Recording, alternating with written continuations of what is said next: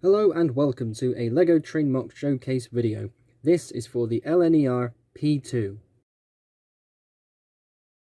For the longest time, the P2 was one of my favourite steam locomotives, and it still is. It's tied up there with the LMS Coronation class. This is truly a standout, beautiful locomotive and one of my all-time best builds. I've put so much care and detail into this model, and you'll see those extra details later on. The drive wheels are extra large size from Big Ben bricks. These are really good because they are injection molded and reliably the same size, and they fit really well with Lego bricks. Now, they don't come in green, so I had to paint the spokes green, and as you can tell, they're not the same colour. But it's the best I could do with limited resources.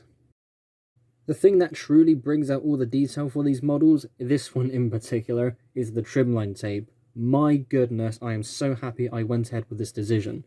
Now, I spent a lot of trimline tape on these models, but this one in particular has had all the best tape. And the ones I'm using in particular are the same ones that Isaac Smith Movies himself uses.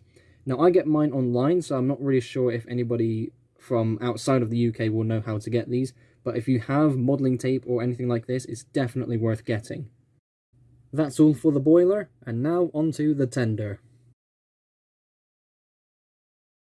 Now, this tender isn't accurate, which is a bit of a shame, but this is my own kind of personal take on the model because I love this locomotive so much.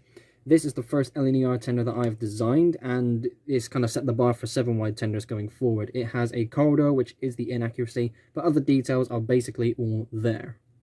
The wheels that I'm using for the tender is a selection of medium-sized drive wheels from Big Ben bricks. These do come in green, and the middle ones are blind, so I can have one rigid base and still have it go around corners and points with ease. Like I said earlier, this was the first LNER tender design that I made at 7 studs wide, and this basically set the bar going forward, including the Hush Hush, Tornado, and even Mallard. I might make a few more in the future, who knows? I love this locomotive so much, I gave it a second tender. Whilst none of the P2s had 2 tenders, the A3 Flying Scotsman and the A4 Bitter did, since it's a thing that exists, and I love this locomotive so much, and it's an option that I can do, I have the bricks for it, why not go for it? So this is near enough the same as the coal tender, the only difference is along the top where it's nice and smooth. This is supposed to carry water for really long distant trips. Now, I love the P2 enough to make 2 tenders, I love the P2 even more so to make 2 boilers.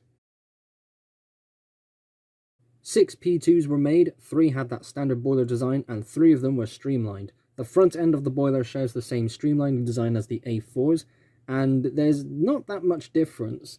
There's a lot of trimline tape, a lot of details of course, but the main difference in terms of the main boiler was the use of 1x3 arch bricks, and I think this is actually a much better look because that natural curvedness is really nice.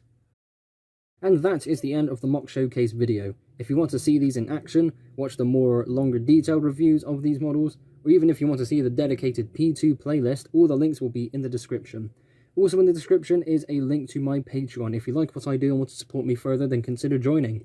If you have any questions, then be sure to ask them in the comment section. I will do what I can to answer your questions to the best of my abilities.